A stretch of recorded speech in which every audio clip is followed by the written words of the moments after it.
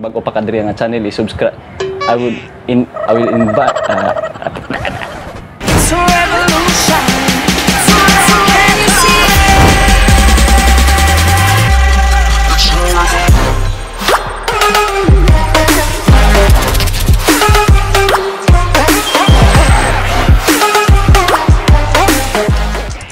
Yo, welcome back mga ka-istorya, no? Welcome back sa atong YouTube channel. Today is a very hot day, no? Natay istoryahan nga bago na pod maghimo tag video bahin sa unsaon paglikay sa copyright claim. Pwede na to makuha sa atong video.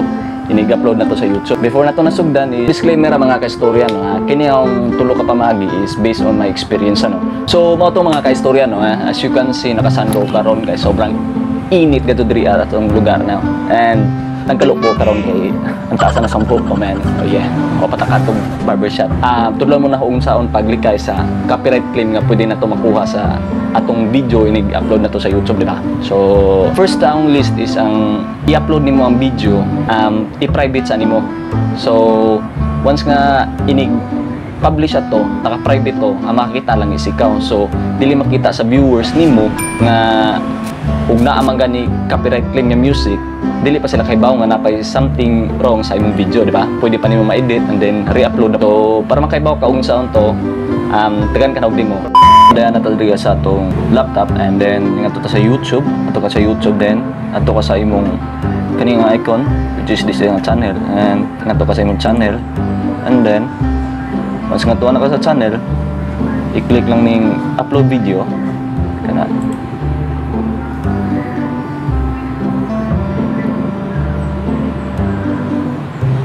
And then select file.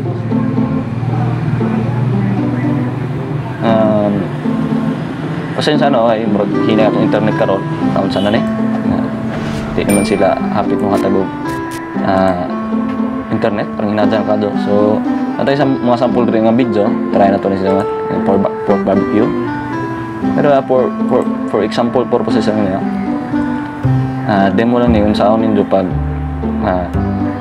kanang private sa inyong video. Inyo pang mahibawan kung nabay copyright claim ang inyong video. Yan nga to ka sa video elements. Okay. Sa details. Fill up nimo na tanan. Select ang thumbnail. And then, nga ka sa visibility, no? And then, dire makita nimo public, set as instant premiere, unlisted o private. So, i-click na nimo private. Then, once nga ma-okay na ni, mahuman na ni nga uploaded, i-publish nimo, naka-private ang imong video, so ikaw ra makakita, dili makakita ang imong mga viewers. So, double check pa nimo ang imong video kung nabay copyright claim, di ba? So, pwede pa nimo i-re-upload o i-edit nimo kung namagay kay makita nga copyright claim sa imong video. So, mo to mga istorya, no, mo to'y unang pamaagi yung saon paglikay sa copyright claim. Kaduha nga pamaagi sa akong buhaton is how sidyang i-upload una sa akong katong gipakita na nimo nga second account na ho, which is ang example purposes mo to akong gamiton para i-upload sa nako akong video and then akong tanawon ug nabay copyright claim. So ug na copyright claim akong editon then akong re-upload ngadto sa akong main channel. In this way pwede nimo ma-edit nimo ang imong video before nimo i-upload sa imong main channel. Mo to ikaduha na ho nga pamaagi. And then ang ikatulo nga pamaagi is sa audio library sa YouTube, pwede ka mo gamit sa ilang recommended nga mga music. Kini nga pamaagi, maka-ensure ka nga di jud copyright ang imong music kay mismo sa YouTube mo idang gi-recommend nila nga mga audio na diri sila pang background sa imong video, napod sila sound effects. Ug wa ka kay bawasan ni pangitaon ahong itudlo nimo saon pag pangita atong audio library sa YouTube. Mga ka-istorya, no, dahil napunta sa atong for example purposes nga account para pangitaon na to ug sa atong audio library sa YouTube which is dili siya copyright claim. So diri ka sa imong YouTube studio and then diri sa left side scroll down lang nimo ni. Then makita nimo ang audio library. I-redirect ka ni YouTube dito sa ilang audio library. So diri makita nimo naidaghan diri ang free music nakabutang pa dira free music, kita ipatukar lang then free download lang ni siya. Ma-download lang nimo direkta kana naidaghan dira nga free music. So kani nga music mga ka-istorya is sure ko nga copyright free ni si Jack.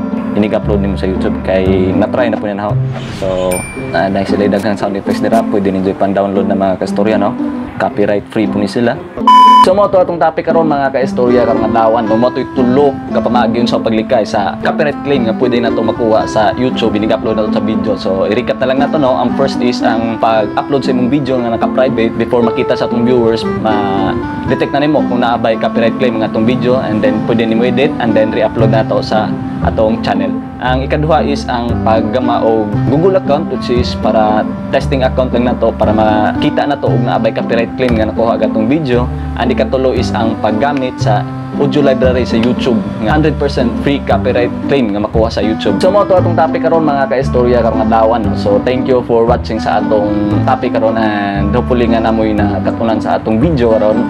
Giganahan ka sa atong video karon. Don't forget to subscribe, like and share na para mo daghan ta. Salamat sa katong solid nga suporta na ho. Nasa 158 subscribers na karon sa katong Gunad Kinaw. Thank you sa pagsuporta na ho, and hopefully mahit na to ang 200 nga subscribers hinahinay, and mahit na to ang duha ka requirements ni YouTube. And thank you. So kaiba ko nga gamay pa ni nga channel, sa katong gusto magpa-shoutout, comment lang mo diri sa comment section. Sunod nga video, ahamong i-shoutout sa transition video, ahamong ipang shoutout sa katong gusto magpa-shoutout, no.